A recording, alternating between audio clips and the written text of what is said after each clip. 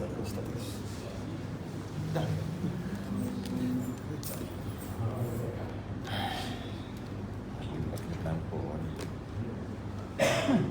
Iyalah. Lambat loading. Oh, lupa. Kena tekanan sikit lah sini. Mana boleh masuk? Inilah caranya. Wah. Aku sepak. Kata degree. Tak ada tekanan sikit pun jadi.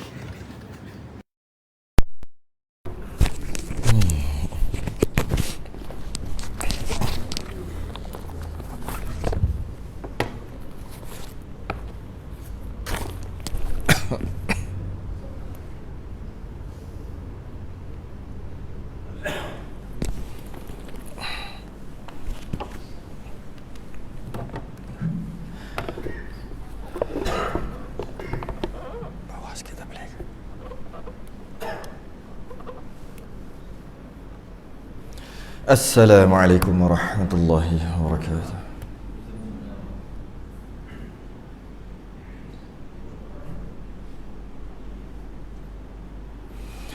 Innal hamdalillah nahmaduhu wa nasta'inuhu wa nastahdihi wa nastaghfiruh.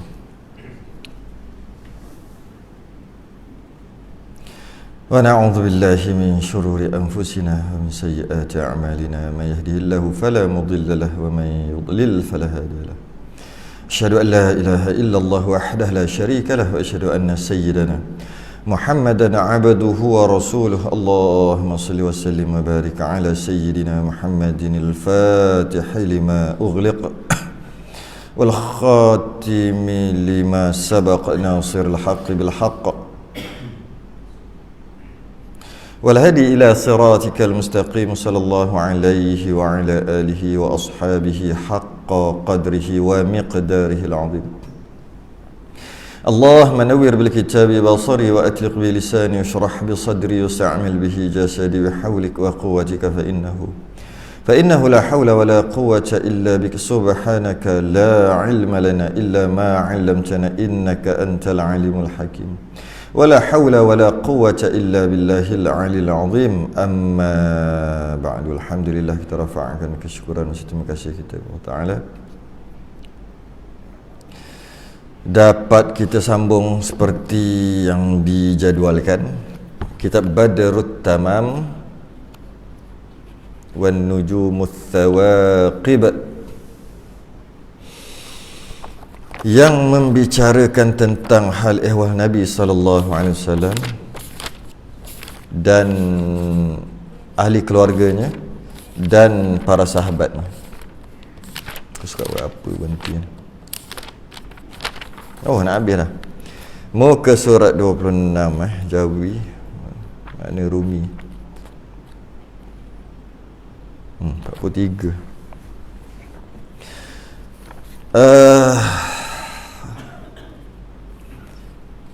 Kita membahaskan sebelum pada ni berkaitan dengan yang terakhir, apa dia?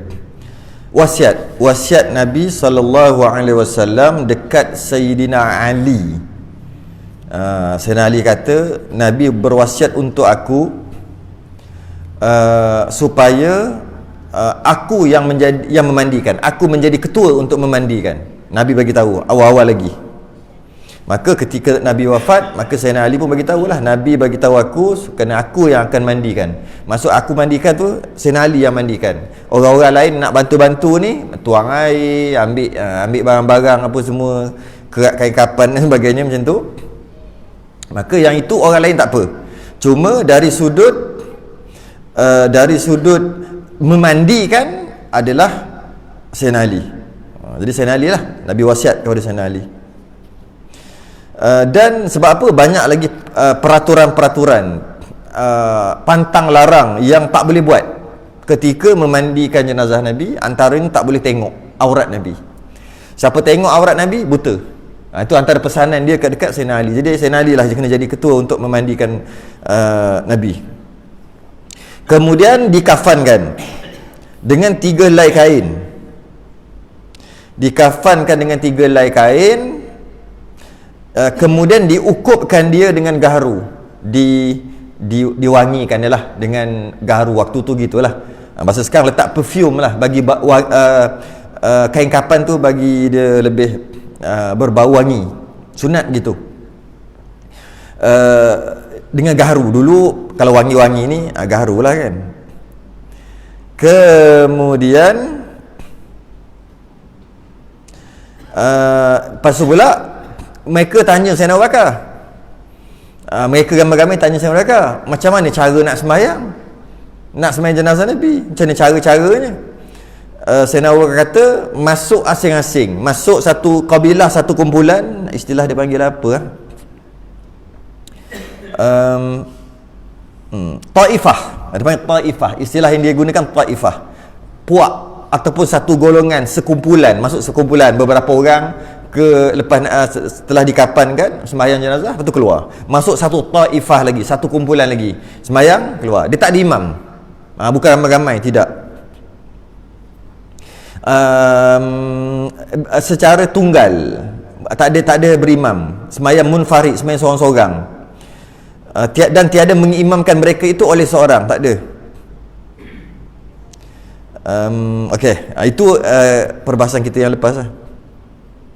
Kemudian mereka semua tanya,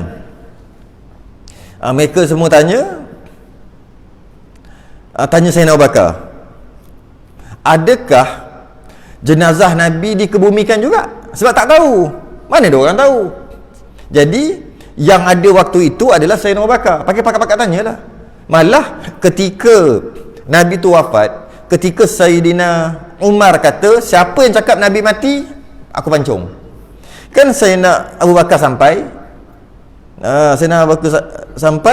bila macam tu Sayyidina Abu Bakar pergi cek Nabi, dan Sayyidina Abu Bakar kata Nabi dah wafat. Kenapa Sayyidina Abu Bakar kena cek? Sebab orang macam tak percaya tau. Akhir sekali tanya Nabi, tanya Sayyidina Abu Bakar. Sayyidina Abu Bakar kata, ya, Nabi telah wafat.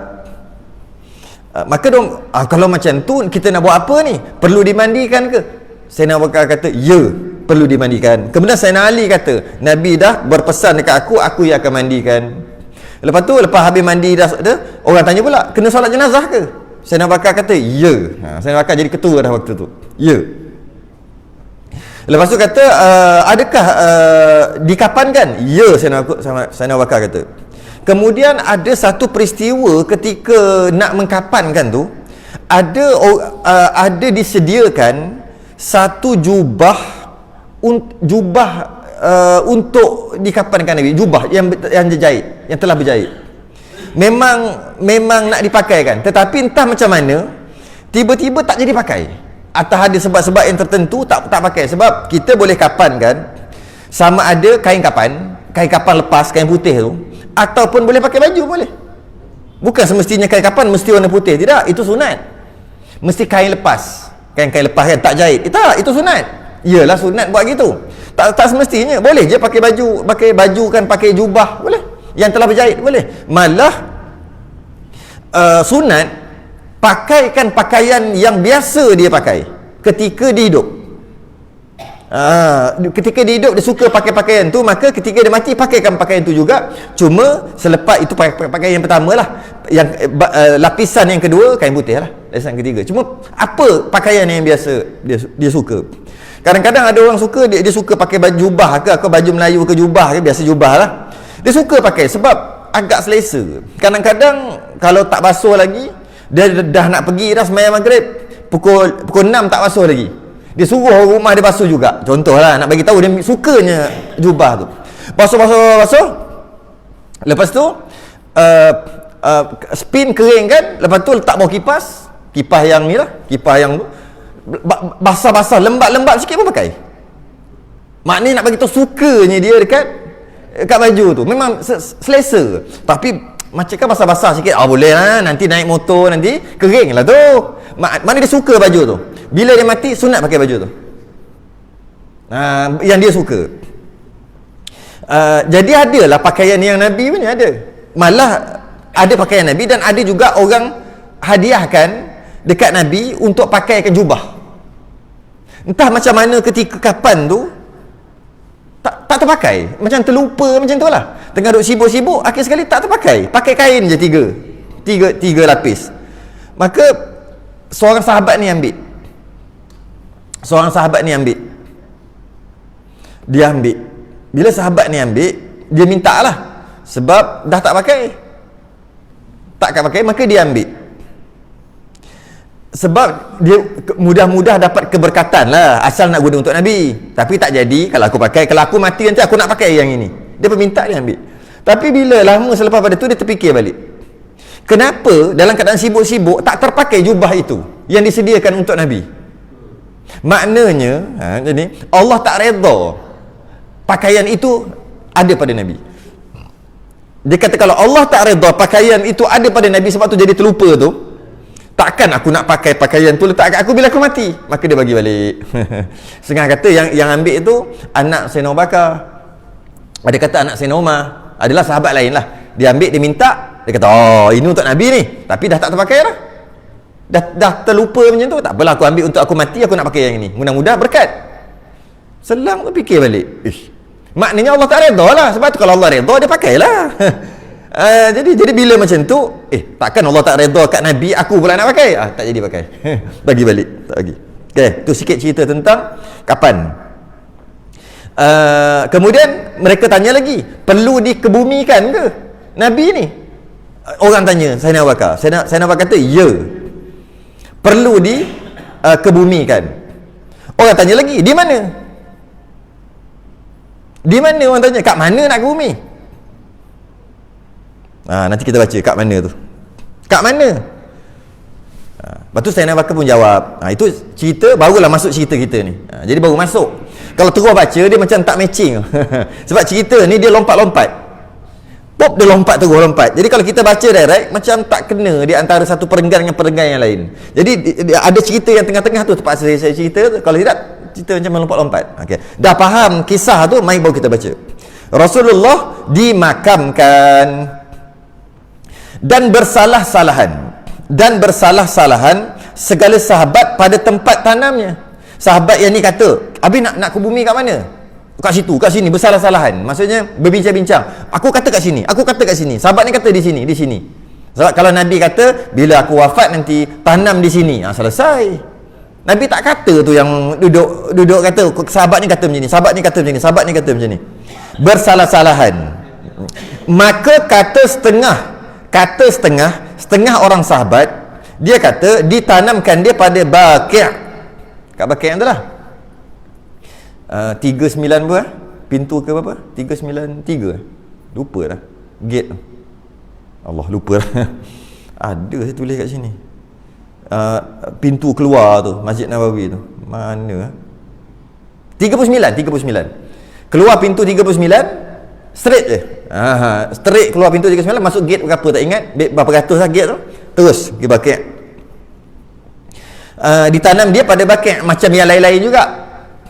Dan kata setengah sahabat lagi tengah bincang ni nak ke bumi kat mana, dipindahkan dan ditanam pada sisi Nabi Ibrahim Al-Khalil. Oh gitu pula. Kat mana? Tak tahulah kat mana. Tanam kat mana? Dekat sebelah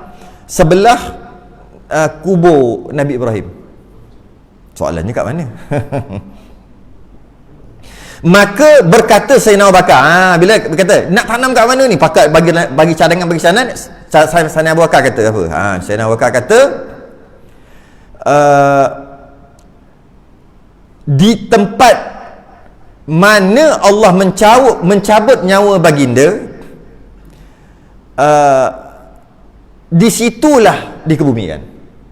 Kerana Allah tidak mencabut nyawa Nabi kecuali itu adalah tempat yang terbaik. Tempat itu adalah tempat terbaik, maka kerana itulah di situ Allah cabut nyawa Nabi. Jadi bila tempat tu tempat terbaik, maka di situ adalah dikebumikan. Di mana? Tak boleh pindah walaupun sejengkal.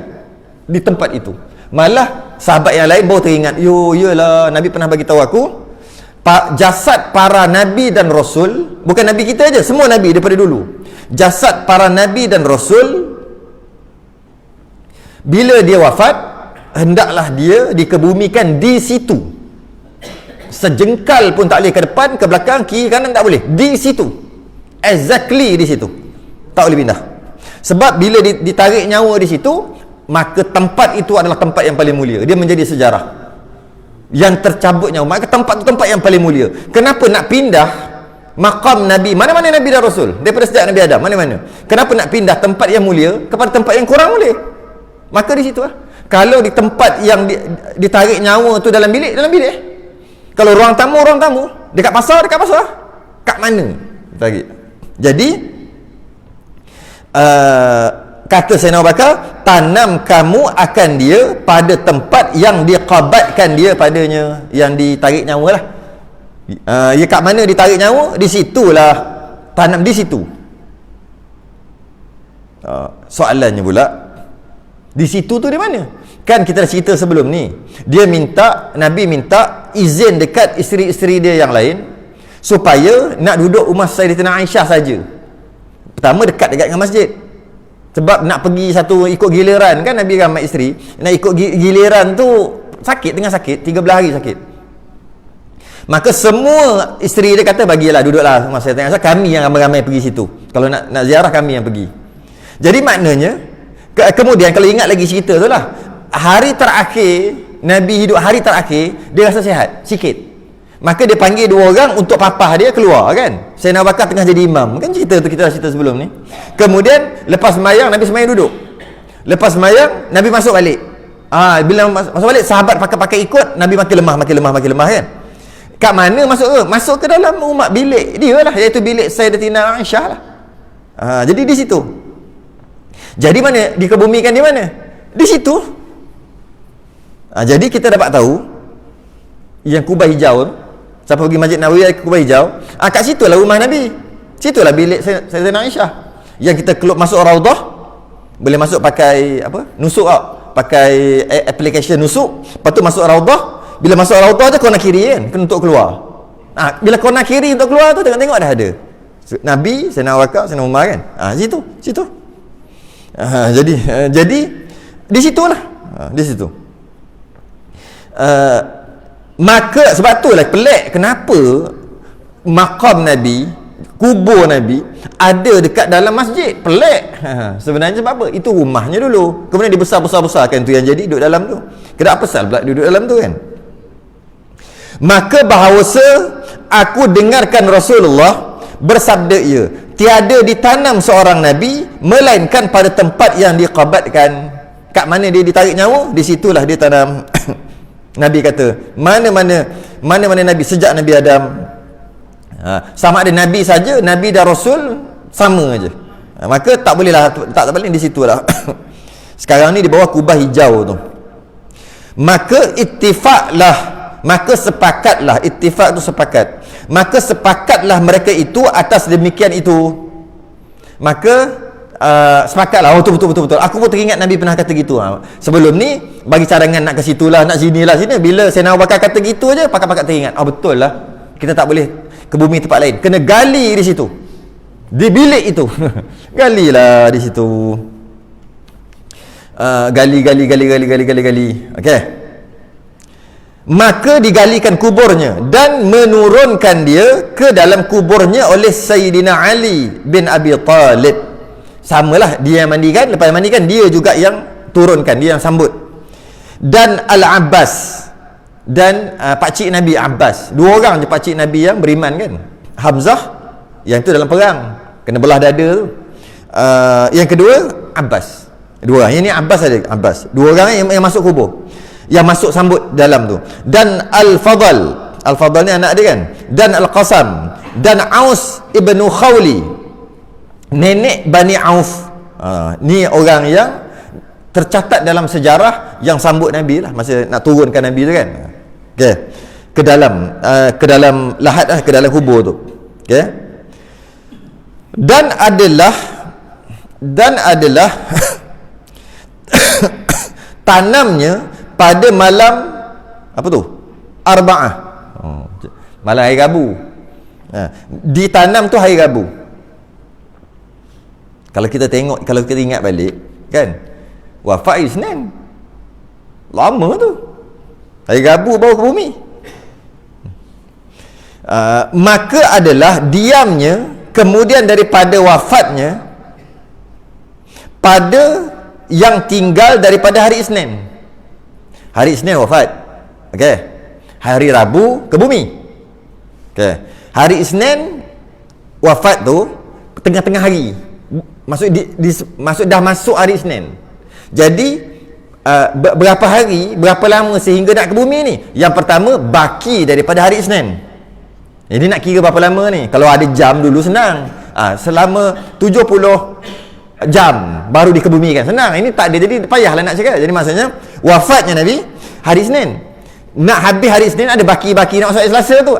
Jadi berapa lama sebelum dikebumikan? Yang pertama, hari Isnin, baki pada hari Isnin habis. Kita kata setengah hari lah kot. 12 jam ke 10 jam macam tu lah kot. Baki. Satu. Itu maksud dia wafatnya pada yang tinggal pada hari Isnin. Baki daripada hari Isnin setelah kewafatannya. Dan malam Sulasah, malam Selasa. Sebab lepas habis Isnin masuk hari Selasa. Selasa masuk malam dulu kan. Dari sudut Islam, masuknya harinya berpindah hari pada maghrib malam. Kalau yang kita ni masuk hari itu pukul 12 12.30 malam kan. Itu bukan Islam masuk maghrib. Jadi baki hari Isnin Nabi wafat, kemudian baki tu berapa jam dah. Kemudian masuk hari Selasa malam dulu, sebab tu dia kata malam Sulasa, malam hari Selasa malam, dan harinya dan siangnya, maknanya hari Selasa penuh 24 jam, tak tanam lagi. Hari Isnin separuh, separuh hari, dan setengah daripada malam Arba'ah lah, hari Rabu, setengah daripada malam, maknanya bukan siang lah hari Rabu, malam lah. Jadi maksudnya hari Isnin siang. Nabi wafat siang hari Isnin. Kemudian berlalu beberapa jam, dia tak adalah secara tepatnya, beberapa jam masuk hari Selasa malam. Dah masuk malam dah hari Selasa. Selasa 24 jam sampai Selasa malam, lepas tu baru Selasa siang. Sebab dalam Islam malam dulu baru siang. Kalau kita baca Quran, laila wan nahar, laila wan nahar, laila wan nahar, ikut turutan tu. Allah mencipta laila wan nahar, malam dan siang, malam dan siang. Tapi kita Melayu siang dan malam kan. Yang tepatnya malam dan siang. Sebab malam dulu baru siang. Nabi Adam turun pun malam dulu baru siang, bukan siang. Nabi Adam turun ke bumi, Nabi Adam pun tengok, wih gelapnya bumi rupanya, sedap duduk syurga lagi, terang. Oh macam ni lah aku akan hidup atas bumi jadi khalifah, gelapnya Nabi Adam. Selang berapa lama, beberapa jam tu tengok matahari, oh rupanya ada siang ada malam. Baru Nabi Adam tahu. Jadi Nabi Adam pun diturunkan malam, dan diciptakan bumi ini dicipta pun malam dulu. Jadi kalau yang tepatnya sebut malam dan siang lah, bukan siang dan malam. Sebab tu dalam Quran semua lail dulu malam, baru nahar, baru siang. Kerana masuk hari pun malam dulu baru siang. Jadi masuk dulu hari Selasa malam, lepas tu siang. Maknanya hari Selasa 24 jam. Kemudian bila habis hari Selasa siang, masuk hari Rabu pula malam, maghrib tu. Dan dia tak kata siang Rabu, tak ada siang Rabu. Dia kata, dan setengah daripada malam Arba'ah, hari Rabu malam. Maknanya bukan siang Rabu. Jadi kalau kita kira lebih kurang lah, jam tu tak 2 hari lah sebenarnya. Kalau kira jam 48 jam lah. Sebab siang wafat, siang, kemudian beberapa jam tak tahu, sehingga sampai malam. Kat situ dah beberapa jam. Kemudian hari Selasa 24 jam siang malam. Lepas tu hari Rabu mula masuk malam tu, beberapa jam selepas malam masuk hari Rabu dikebumikan. Jadi kalau kita kira sebenarnya tak sampai 48 jam kot. Kurang lagi. Secara detail tu disebut yang tercatat dalam sejarah. Jadi wafat hari Isnin, ke bumi hari Rabu. Kerana betul juga, kalau kita tak belajar macam ni, kita tak tahu. Kalau orang tanya kan, Nabi wafat siang ke malam, tak berani nak jawab. Tak berani. Sekarang kita dah tahu dah, siang. Nabi dikebumikan siang ke malam? Malam, dah tahu dah. Baru confident. Nampak macam takkan tak kenal kot. Boleh kata, oh gitu. Berapa hari setelah Nabi wafat sehingga dikebumikan? Dari sudut hari 3 hari lah, Isnin Selasa Rabu. Tapi dari sudut jam mungkin tak sampai pun 48 jam. Sebab mungkin tak sampai, sebab dia tak adalah jam yang tepat. Okey, kita kena kenal Nabi sampai macam tu sekali lah. Sebab kan kata sayang Nabi. sayang Nabi, sayang Nabi, sayang Nabi, tapi tak tahu benda macam tu. Kata sayang. Macam itulah. Dan setengah daripada malah kerana bahawasanya wafat ia pada hari Isnin. Wafat dia pada hari Isnin, dan pada hari Isnin tu berapa hari bulan? Pada hari yang kedua daripada Rabiul Awal, ke-12. Hari yang ke-12 daripada bulan Rabiul Awal. Maknanya 12 Rabiul Awal wafatnya Nabi. Nabi lahir 12 kok. Yang kita sambut hari kelahiran Nabi ke kewafatan Nabi? Kan kita sambut kan, oh Nabi Maulidur Rasul, Nabi dilahirkan 12 Rabiul Awal. Tapi Nabi wafat pun 12 juga. Kita sambut mana satu? Okey. Pada tahun yang ke-11 daripada hijrah. Tahun ke-11 hijrah. Maksudnya Nabi hijrah sampai je dekat Mekah, sampai je dekat Madinah, 11 tahun. Kalau kira tahun 10 aja. Maksudnya sampai. Okey. Tahun pertama sampai tahun yang kedua, sehingga tahun yang ke-11 wafat. Tahun yang ke-11 daripada hijrah. Maka telah diriwayatkan daripada Ibnu Abbas radhiyallahu anhuma, anak Abbas tadi itulah, diperanakkan dia pada hari Isnin. Lahir hari Isnin, dia kata, Ibnu Abbas kata Nabi lahir hari Isnin dan dibangkit jadi Nabi pada hari Isnin dekat Gua Hira tu. Hari Isnin juga peristiwa Jibril datang jumpa dekat dalam Gua Hira tu kan, peluk Nabi tu kan, hari Isnin. Dan keluar ia berpindah daripada Mekah ke Madinah hijrah pada hari Isnin. Yang keluar tu lah yang Sayyidina Ali duduk dekat tempat tidur dia keluar dengan Sayyidina Abu Bakar. Lepas tu dia baling pasir, dia baca apa? Summum bukmum umyum fahum la yarji'un tu. Semua pakar-pakar tak nampak Nabi keluar kan. Dah bahas dah sebelum ni, cerita dah. Hari Isnin juga. Dan mengangkat ia akan Hajar Aswad pada hari Isnin. Angkat apa pula ni? Berlaku satu peristiwa yang bersejarah. Bila Kaabah rosak. Bila Kaabah rosak, ada kata sebab banjir. Oh, Mekah pun banjir. Rosak. Bila rosak, nak repair. Rasanya pun dah cerita dah sebelum ni kan, kalau ingat lagi lah.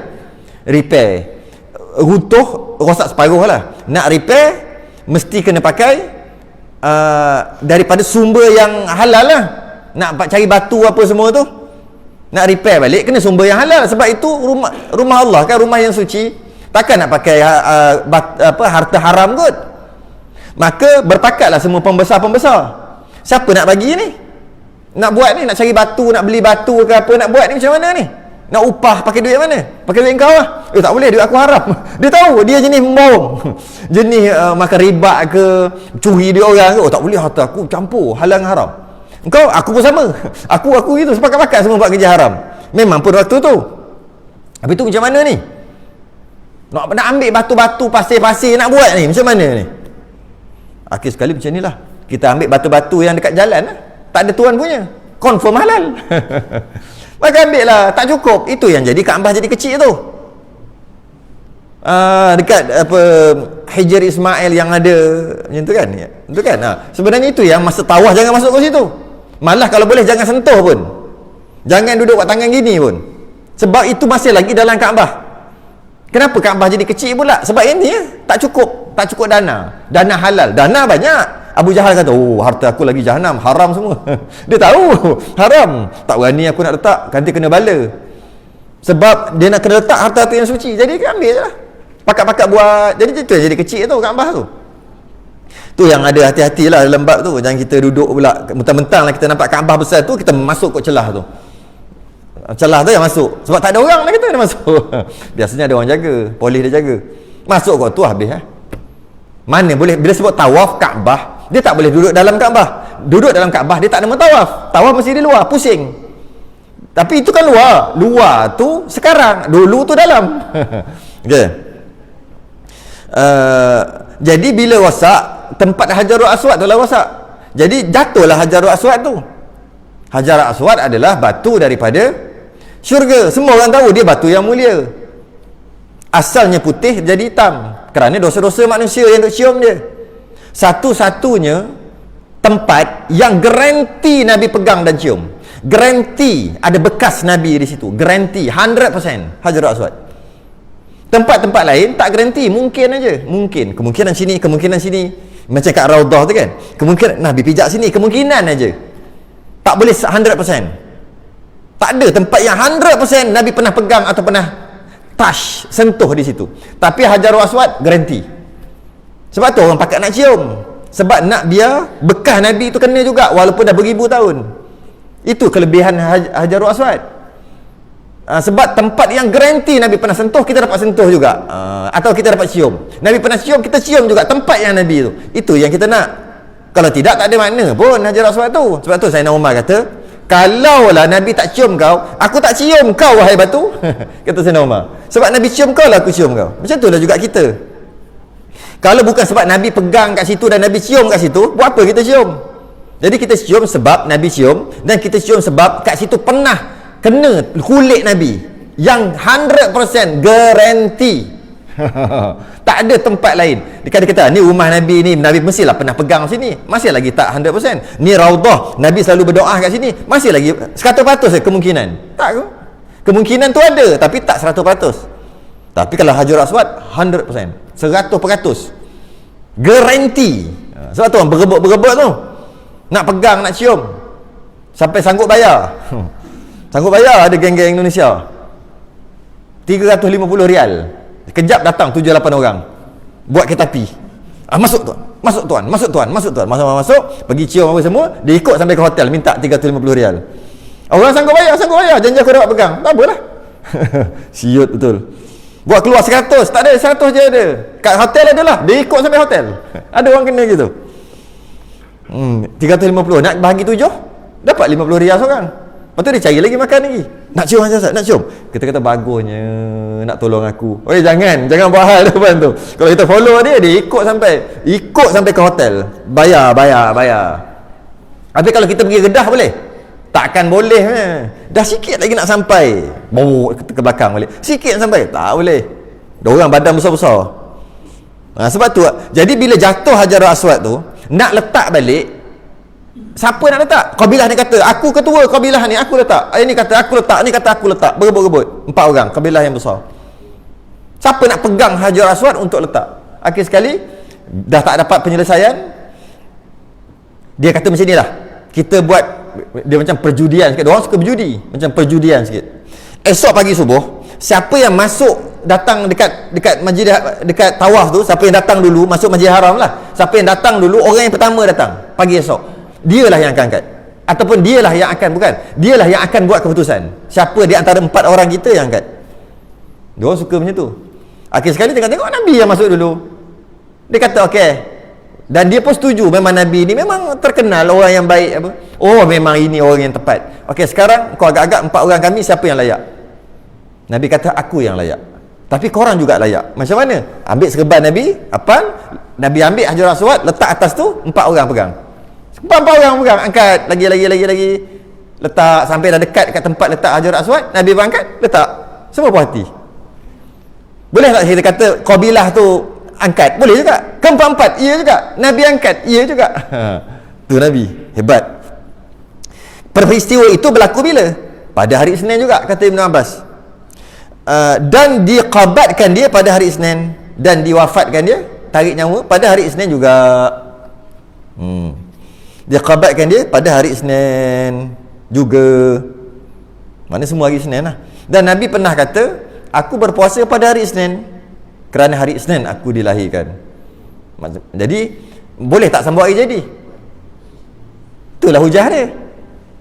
Nabi bukan sambut hari jadi sebut setahun sekali. Tiap-tiap minggu, harian, mingguan Nabi sambut. Maknanya setahun 56 minggu kan? 52 minggu kan setahun. Maknanya Nabi sambut hari jadi 52 kali setahun. Tapi Nabi sambut bukan dengan kek. Nabi sambut dengan puasa. Tapi sambutlah juga, sambut. Jadi kita boleh ke nak sambut hari jadi? Boleh lah, itu hujah dia. Cuma Janganlah sambut dengan kek aja. Sambutlah dengan puasa sekali-sekala, buat kenduri ke apa sekali-sekala. Kita buat pun setahun sekali. Nabi tiap-tiap minggu. Itulah hujahnya bahawasanya dia haruskan sambut hari jadi. Okey. Dan bermula sebab takhir tanamnya. Kenapa lambat tanam? Takhir, melambat. Kenapa jadi lambat? Hari Senin, Selasa, Rabu baru ke bumi. Kan Nabi sendiri pesan 3 perkara yang mesti cepat kan, tak boleh lambat-lambat, mesti cepat. 3 perkara Nabi sebut. Yang pertama, apabila tetamu datang. Jadi tetamu datang rumah, maksudnya kita menerima tetamu, jangan buat lambat-lambat. Sediakan terus tempat tinggal dia, tilam, selimut, makan segera. Jika kita menerima tetamu, jangan buat lambat-lambat. Sebab dia penat. Tetamu tu maksudnya dia datang musafir kan. Jangan lambat-lambat. Yang kedua, bila anak perempuan, budak perempuan, bukan budak lah, perempuan yang dah sampai tahap nak kahwin, dah gelenyar lah, gelenyar nak kahwin lah. Jangan tunggu-tunggu. Allah, tunggulah habis ngaji dulu. Jangan, Nabi tak ajar gitu. Yang tunggu habis ngaji tu yang jadi macam-macam tu. Dekat universiti, sabar dulu, belajar dulu. Tengok dah gelenyar dah ni, gedik-gedik dah ni. Itulah istilah kan. Sabarlah dulu. Macam tak apa, nampak dah sangat. Boleh nampak anak dia, takkan dia daripada kecil dia bela. Dia tahulah, mak dia tahulah, mak dia pun gedik macam dia juga dulu. Dia tahulah. Jadi bila macam tu, jangan bagi. Itu kata apa benda kahwin umur 16, kahwin umur 17. Buat apa kahwin awal-awal? Itu yang jadi macam-macam tu. Sebab dia halang dia orang ni nak kahwin. Dah balik ke boleh kahwin dah. Tapi nak belajar. Kalaulah dia nak belajar, teruskan belajar, bagus. Tapi kalau dah tak sabar-sabar nak kahwin, lompat atas motor kawan tu, lompat atas motor kawan ni, kejap jantan tu, kejap jantan ni, tak nak kahwin tu, kahwinkan terus, selesai masalah. Walaupun umur baru 16-17. Cuma kalau bawah daripada umur mengikut negeri, dia kena pergi mahkamah je lah. Tapi masih lagi dibenarkan. Kalau macam kat Kedah 18. 16. Bukan. 16 ke bawah kena pergi mahkamah. 16 dan ke atas tak perlu pergi mahkamah. Dengan syarat wali itu wali bapa. Macam tu dah dia ada. Kalau kat Selangor berapa umur 18 ke apa. Kalau kat Pahang macam tu lah, ada umur 21, ada umur 20. Kurang daripada tu boleh kahwin, kena masuk mahkamah. Itu aja. Itu dari sudut undang-undang, bukan syarat. Tapi kahwin kan, habis SPM tu kahwin. Habis tok kita dulu umur 15 kahwin, anak 14 orang, cucu beratus. Ini apa, tahan-tahan. Yang lelaki tak apa, yang perempuan ni masalah. Perempuan ni memang masalah besar. Jadi kalau rasa dah gelenyar tengok pelik ni, dah pelik ni, nak kahwin ni, dah ada, kahwinkan je, kahwin je. Tengah belajar pun tengah belajar lah. Tengah belajar pula. Itu sepatutnya. Itu yang sepatutnya. Cerita buat benda tu pula. Nak cerita sebagai selingan aja, dah jadi panjang pula. Yang pertama, Nabi kata, jika tetamu datang, cepat uruskan keperluan dia, jangan tangguh-tangguh, dia penat. Sebab dia tetamu kamu. Yang kedua, kalau perempuan tu, orang perempuan, anak perempuan dah mula macam nak kahwinkan cepat-cepat, jangan tahan-tahan. Dia akan jadi penyakit sosial nanti. Okey. Yang ketiga, jika jenazah dah mati, cepat-cepat ke bumi. Cepat-cepat ke bumi, jangan tunggu lama-lama. Jangan. Kalau tak ada sebab, jangan duk hantar jauh-jauh. Ini kejap nak hantar sampai ke Johor, nak hantar sampai berhari-hari. Terus secepat mungkin. Tiba-tiba Nabi sendiri Isnin, Selasa, Rabu. Sahabat tak tahu ke? Sahabat anak murid Nabi terlebih tahu. Tapi kenapa tu lambat? Dia nak bagi tahu alasan kenapa lambat. Dan bermula sebab takhir tanamnya yang lambat sampai 3 hari tu. Berbimbang mereka itu, masyghul, sibuk. Sibuk apa? Sibuk uruskan Nabi ke? Bukan. Berbimbang mereka itu dengan mubaya'ah. Apa dia mubaya'ah? Bai'ah. Bahasa sekarang lantik pemimpin. Bahasa sekarang buat undian dekat Dewan Rakyat. Itulah sekarang punya. Sekarang dah tak ada dah. Macam mana pemimpin yang terbesar dah meninggal dunia? Dia ada ni, belum kebumikan lagi ni. Mubaiyah dulu. Mana dari sudut aulawiyat, keutamaan, mana lagi utama nak melantik pemimpin yang baru meninggal, siapa yang nak ganti, ataupun menguruskan? Dua-dua penting, dua-dua perlu segera. Maka sebahagian sahabat urus Nabi Sayyidina Ali, sebahagian sahabat urus mubaya'ah, bay'ah lah, daripada bay'ah. Bay'ah. Jadi menyebabkan tertangguh urusan pengkebumian. Itu setengah ulama kata gitu. Asalnya nak lantik siapa? Ni ada di kaca kita nanti.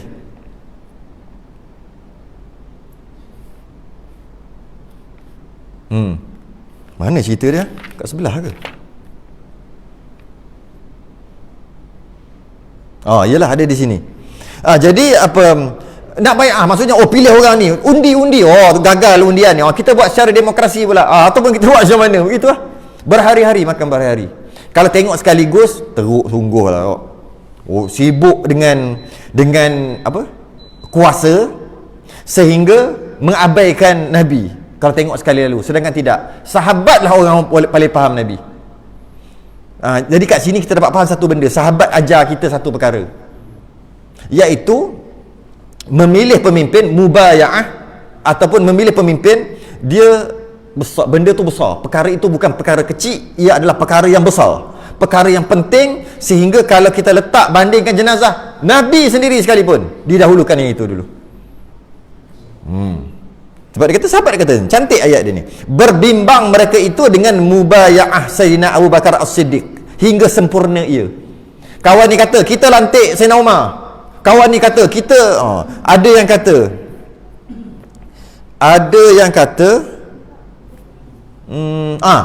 kata kita cari seorang orang Ansar tu orang Madinah, kita cari seorang calon orang Madinah Ansar, satu lagi Muhajirin orang Mekah calon, kemudian kita pakai undi.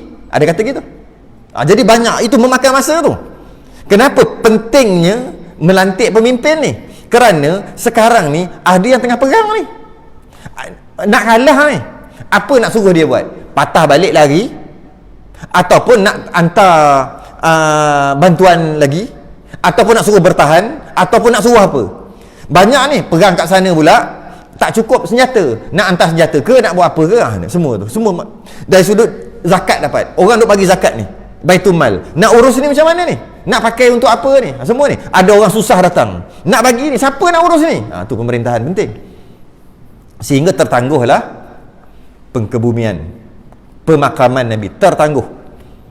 Kena faham tu. Maknanya dia bukan kita ni apa, tak payah fikir siapa-siapa jadi, semua sama je lah. Tak kira lah, siapa perintah pun sama je, siapa je ketua. Kita macam tu juga, tak gerak tak makan. Parti gerakan kita ni, gerakan yang mana? Bukan gerakan tu, gerakan apa? Tak gerak tak makan. Yang mana duduk atas pun kita tak gerak tak makan pun. Jadi tak kisahlah siapa. Tak boleh gitu, tak boleh gitu. Sahabat ajar kita tak boleh. Kena fikir, bukan suruh politik 24 jam. Kena fikir tentang siapa yang nak menguruskan urusan umat Islam. Elok-elok boleh sembahyang lah, tiba-tiba tak boleh sembahyang tu macam mana? Elok-elok boleh azan kuat, tiba-tiba tak boleh azan tu macam mana? Jadi kena fikir. Elok-elok anak kita ni dalam keadaan masih lagi terkawal, walaupun dah makin nampak pergaulan tu pun dah, tapi masih lagi terkawal. Kalau tak terkawal nanti macam mana? Sekarang ni pun dah macam-macam hiburan yang melampau. Kalau penuh hiburan nanti tiap-tiap bulan ada import daripada luar, budaya luar, macam mana? Sekarang ni LGBT pun masih lagi terkawal walaupun semakin banyak. Kalau lagi banyak LGBT macam mana? Kena fikir. Itu orang atas lah yang kontrol. Kita tak boleh dalam TV tak mau banyak-banyak hiburan, kita tak boleh. Pergilah buat, tak jadi apa. Dia kena ada akta, kena masuk. Jadi pemerintahan tu penting. Kena fikir. Dia tak boleh, aku tak ada orang kacau aku hari-hari dapat semayang, dapat puasa, aku nak pergi surau tak ada orang tembak. Buat apa lagi? Pergi kerja pagi, balik pergi surau, pergi masjid, semayang, balik main dengan anak bini, lepas tu datang pergi semayang, esok pergi kerja pula, cukup bulan 2-3 bulan, pergi bercuti, balik kampung. Tu je kerja dia. Islam tak gitu. Mana masyarakat, mana amal ma'ruf nahi munkar, semua kena fikir. Semua kena fikir. Ini sahabat ajar, sahabat tunjukkan pada kita. pentingnya bai'ah ataupun pentingnya melantik pemimpin tu. Sehingga 3 hari. Padahal boleh je, boleh tak kalau nak cepat-cepat pakat-pakat uruskan Nabi hari Isnin tu, hari Selasa tu ke, hari Isnin juga ke, atau hari Selasa, selesai. Tapi kenapa pakat-pakat pergi ke, kalau bahasa kita di parlimen lah, Dewan Rakyat, Darun Nadwah namanya, pergi ke situ, penuh sahabat pergi situ, tinggal Nabi dengan Sayyidina Ali je, dengan keluarga Nabi lah. Sayyidina Ali tu keluarga Nabi. Nampak kan macam tak elok. Tak, itulah keutamaan. Itulah keutamaan. Jadi sehingga akhir sekali terlantiklah Sayyidina Abu Bakar As-Siddiq. Sebab apa? Dia kata macam ni, pertama sahabat Nabi yang kita akan lantik ni, pertama sahabat Nabi. Bila sebut sahabat, dia pernah jumpa Nabi dan dia beriman dengan Nabi. Okey. Pertama sahabat Nabi yang kita nak lantik ni, kita nak buat demokrasi. Yang kedua, kita pilih seorang Ansar, seorang Muhajirin, seorang orang Mekah, seorang orang Madinah. Dan dua-dua ni mesti pernah jumpa Nabi. Masa pernah jumpa sahabat Nabi lah, yang beriman sehingga Nabi wafat. Kita ambil sajalah ketua-ketua kita. Akhir sekali Sayyidina Umar kata apa? Tak payah. Tak payah. Sebab dia orang pilih Sayyidina Umar untuk jadi. Orang Mekah, Muhajirin, kami pilih Sayyidina Umar. Ansar dia pilih sahabat lain yang orang Madinah. Kita nak buat undian ni. Sayyidina Umar cakap tak payah. Semua tadi ada dekat Sayyidina Abu Bakar. Sayyidina Umar pun baca, "Idh yaqulu li sahibihi la tahzan innallaha ma'ana." Kata ni ayat Quran ni. Idh yaqulu, dan berkata dia tu Nabi, li sahibi, kepada sahabatnya, la tahzan, jangan risau, innallaha ma'ana, Allah bersama kita. Cerita tentang Nabi dan Sayyidina Abu Bakar duduk dalam gua tu kan. Hanya satu-satunya orang yang Quran iktiraf dia sahabat, Sayyidina Abu Bakar. Yang lain tak ada. Sayyidina Umar pun sahabat Nabi, tapi Quran tak iktiraf. Maksud bukan Quran tak iktiraf, tapi tak ada pun dalam Quran mengatakan dia sahabat. Tapi sebenarnya memang sahabat pun. Tapi hanya satu, hanya Sayyidina Abu Bakar. Jadi tak ada orang lain yang lebih layak. Kau lantik aku kan, aku tak nak Sayyidina Abu Bakar. Ketika Nabi sakit 13 hari, Sayyidina Abu Bakar yang jadi imam. Jadi akhir sekali proses tadi memakan masa hari Isnin, separuh hari Isnin, hari Selasa full 24 jam, dan hari Rabu selesai. Okey. Dan kata qil, ada pendapat lain juga. Kata qil ni dikatakan orang dengan sebab tiada ittifaq mereka itu atas wafatnya. Ada pendapat kedua, tapi pendapat kedua ni tak kuat lah. Kata qil, macam dengar-dengar ada orang kata lah, yang kenapa lambat sangat sampai hari Senin, Selasa, Rabu ni, sebab orang tak sepakat. Sahabat ni kata, Nabi hidup lagi, panah lagi ni, contohnya tu lah. Sahabat ni kata, dah wafat dah. Ini kata, tak lagi. Jadi sementara nak confirm betul ke Nabi wafat, maka masa sampai hari Rabu. Ada ulama kata gitu juga. Tapi kata qil ni macam ada dengar dengan siapa entah, tapi adalah dengar gitu. Kitab mana tak tahulah. Itu tak boleh pegang sangat lah kata qil ni. Okay. Yang boleh pegangnya yang mubaya'ah tadi, bai'ah tadi. Sebab tu lambat. Dan adalah masa sakitnya 13 hari. Sakit Nabi tu 13 hari. Dan kata qil ni pun kata, adalah orang kata, siapa kata tak tahu, tapi ada dengar-dengar lah itu. Kata qil 14 hari. Dan kata qil ada dengar-dengar juga 12 hari. Dan kata qil lain daripada itu. Macam-macam banyak kata ni. Sebenarnya Nabi sakit 15 hari, ni kata Nabi sakit 14 hari, tapi yang paling masyhur 13 hari Nabi sakit. Okay. Penting ke? Penting lah. Kalau kita sayang Nabi, kita nak tahu detail lah. Kita nak tahu rambut Nabi, macam mana hidung Nabi, macam mana mata Nabi, pakaian kegemaran Nabi, Nabi suka warna apa, warna mata Nabi, Nabi cakap macam mana, cara Nabi jalan macam mana, Nabi pakai apa, semua nak tahu. Dah kata sayang Nabi. Termasuklah berapa hari Nabi sakit pula, perkataan terakhir Nabi, semua kena tahulah, sebab kata sayang kan. Okey. Dan wafat ia pada umurnya 63 tahun atas qaul yang sahih. Banyak juga pendapat kata Nabi umur 64, 62, macam-macam, tapi yang paling masyhur 63. Demikian lagi dengan maksud juga umur Abu Bakar. Sayyidina Abu Bakar wafat umur 63, sama macam Nabi. Bukan bukan wafat pada sekali dengan Nabi, bukan. Umur 63. Sayyidina Abu Bakar muda daripada Nabi 2 tahun lebih. 2 tahun lebih. Jadi bila umur Nabi 63 wafat, Nabi Sayyidina Abu Bakar dilantik menjadi khalifah 2 tahun lebih. Betul? Sayyidina Abu Bakar wafat. Jadi Sayyidina Abu Bakar wafat pada umur 63 juga. Sama macam Nabi. Dan Umar, rupa-rupanya Sayyidina Umar pun wafat pada umur 63 juga. Dan Aisyah wafat pada umur 63 juga. Nah, ini menarik ni. Ridwanullah ta'ala alaihim ajma'in. Jadi kita boleh hafal senang je. Nabi, Sayyidina Abu Bakar, Sayyidina Umar, Aisyah. Wafat umur berapa? 63. Okey. Okey, habislah cerita kat situ. Tapi kita kena habiskan ni. Ini tak ada apa-apalah. Tengok ada berapa minit? 5 minit je lagi. Dan telah dibuat syair, telah dibuat lagu, macam itulah bahasa, dibuat lagu oleh setengah ulama buat syair lah, akan segala nama isteri Rasulullah dengan katanya. Nak ni cerita tentang isteri Rasulullah pula, bukan cerita, nak bagi tahu nama je. Dan 11 isteri bagi Rasul. Isteri Nabi ada 11 orang.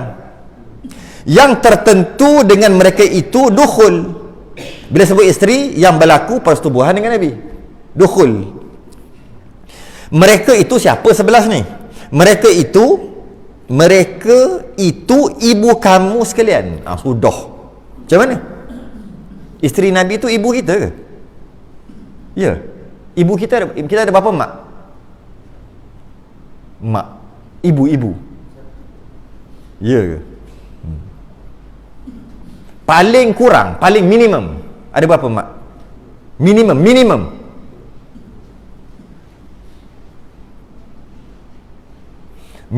ada 12 orang. Bapak ramai mak mu. Ya, mak. Apa maksud mak? Tak boleh kahwin dengan dia kan? Kalau boleh kahwin bukan mak, tak boleh kahwin dengan dia. Okey. Seorang mak yang melahirkan. 11 lagi isteri Rasulullah. Isteri Rasulullah dia panggil ibu orang-orang beriman. Kita beriman tak? Beriman, itu ibu kita. Kalau katakanlah kita hidup zaman Nabi, katakanlah bila Nabi katakanlah ceraikan isteri dia, ataupun Nabi wafat, isterinya jadi balu kan, boleh tak kahwin? Bila habis iddah? Tak boleh. Katalah kita hidup zaman tu, Nabi dah ceraikan kau dah habis iddah dah, aku nak kahwin. Tak boleh. Sebab itu ibu kita. Ibu mana boleh kahwin? Tak boleh kahwin. Nabi wafat, Sayyidatina Aisyah habis iddah apa semua, nak kahwin dengan Sayyidatina Aisyah. Tak boleh. Sebab ibu kita mana boleh kahwin dengan mak sendiri. Sebab isteri Nabi adalah ibu orang-orang beriman. Kalau kita orang beriman, itu ibu kita. Buktinya tak boleh kahwin. Kalau lah hidup, memang tak boleh kahwin. Mereka semua dah wafat. Kalau ada pun tak boleh kahwin. Jadi kalau kata emak kau ada berapa? Minimum ada 12. Kalau ada mak mertua jadi 13 lah. Ada mak tiri jadi 14 lah. Banyak lah. Minimum 12. Tak mungkin kurang daripada 12. Kalau dia kata emak dia cuma 11, maka dia kalau dia kata mak dia ada 1, maka dia tak mengaku dia beriman. Tak ada lagi tu. Tapi maksudnya ke situ lah. Habis yang kau tak boleh kahwin, mak yang kau tak boleh kahwin. Sebab tu dia kata kat sini, mereka itu ibu kamu sekalian. Kamu. Kerana bila Nabi kahwin seseorang itu, kalau Nabi ceraikan, kamu tak boleh kahwin juga. Kamu tetap tak boleh kahwin, kerana bila Nabi dah kahwin dia kekal jadi isteri Nabi walaupun Nabi dah wafat. Tetap nama isteri Nabi. Dia tak nama janda Nabi, balu Nabi, tak ada. Dia tetap jadi isteri Nabi. Dia tetap dinamakan isteri Nabi. Tak boleh kahwin. Kerana itulah tak ada riwayat mengatakan sahabat kahwin balik. Tapi kalau sahabat kahwin dulu dengan perempuan tu, kemudian Nabi kahwin, itu tak apa. Tapi lepas Nabi kahwin, yang asalnya dia isteri orang lain, diceraikan, Nabi kahwin. Dan kebanyakan isteri Nabi semuanya janda-janda. Tu yang nak ikut sunnah, janganlah cari anak dara. Kata nak ikut sunnah, cari yang package, buy one free egg. Anak 8 dah, yang tu ambil. Ini cari yang muda-muda, kata ikut sunnah 2. Apanya cari yang anak 7, anak 8 tu? tak nak pula. Itu lah ikut Nabi. Sebab kebanyakan isteri Nabi semuanya janda-janda. Jadi bila dia asalnya janda, kerana dikahwin, kerana diceraikan, Nabi kahwin dengan dia. Lepas Nabi kahwin, orang lain tak boleh kahwin dengan dia. Walaupun Nabi ceraikan dia, walaupun Nabi dah wafat, tetap tak boleh kahwin dah. Tak boleh kahwin. Tak boleh kahwin. Sebab tu dia kata kat sini, mereka itu ibu kamu sekalian. Siapa? Hai mukminin, dengan dia turun Quran. Yang pertama Khadijah yang bahagia, yang kedua Saudah yang mulia, yang ketiga Aisyah anak ia. Bagi Abi Bakar itu bahagia. Dia buat bagi sedap kan, macam syair lah. Kita kena hafal lah isteri Nabi. Habis orang lain yang kahwin 2, kahwin 3, bercerai, kita duk sibuk dalam TikTok, dalam Facebook. Artis mana-mana, dia pula sibuk. Dia tak ada kena-mengena pun. Habis. Ini isteri Nabi ni, malah ibu orang-orang beriman. Hafal lah. Bukannya susah pun, ada 11, 12 je. 11 je. Siapa dia? Pertama Khadijah, yang kedua Saudah, yang ketiga Aisyah, yang keempatnya Hafsah anak ia Umar, yang kelima Zainab anak Khuzaimah yang mulia, yang seterusnya Hindun anak Huzaifah, enamnya, yang ketujuh Zainab anak Jahshi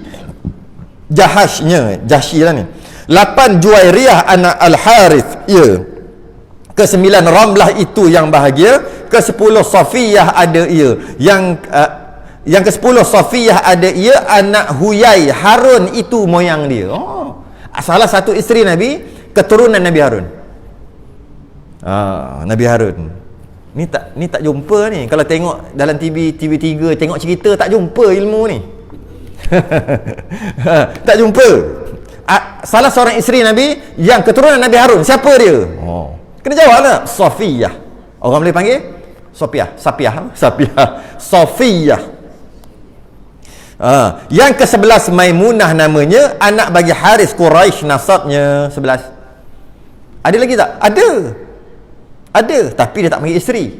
Dia panggil gundik, ataupun bahasa lain hamba. Gundik bagi ini Rasul yang mulia. Ada lagi. Sebab gundik hamba, kalau ada hamba, maka tuan dia boleh pakai, boleh bersetubuh dengan hamba tadi. Tapi ada syarat. Pertama, hamba tadi tak ada suami. Sebab hamba pun boleh kahwin juga. Kalau hamba tu ada suami, tak boleh. Bila dah dia disetubuhi hamba tadi, walaupun tak kahwin, boleh.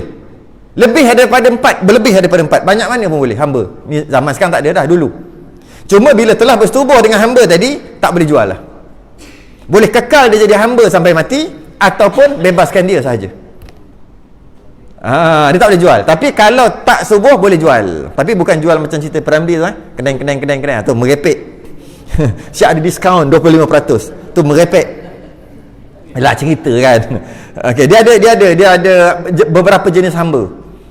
Ada hamba macam-macam lah hamba. Okey. Siapa hamba yang dengan maksud, sebab dia sebut di sini, yang tertentu mereka itu dukhul dengan Nabi, pernah tidur dengan Nabi. Maka dia sebut lagi, siapa lagi? Gundik ataupun hamba bagi ini Rasul mulia, itu Maryah dari orang Kibti. Orang Kibti ni keturunan Firaun lah. Bukan keturunan Firaun, bukan bangsa Firaun, keturunan Firaun pula, bangsa Firaun. Kan Nabi Musa tumbuk ataupun sepak seorang tu mati tu, akhir sekali Nabi Musa kuat, dia cuma nak meleraikan aja. Ini Bani Israel sama dengan Nabi Musa. Seorang lagi yang bergaduh tu saudara mara Firaun, Qibti ya. Duk lerai-lerai, tertolak, tertumbuk sikit je mati. Nabi Musa kan kuat, mati kawan tu. Itu yang Firaun pergi kejar tu. Firaun pergi kejar anak angkat dia sendiri tu. Qibti.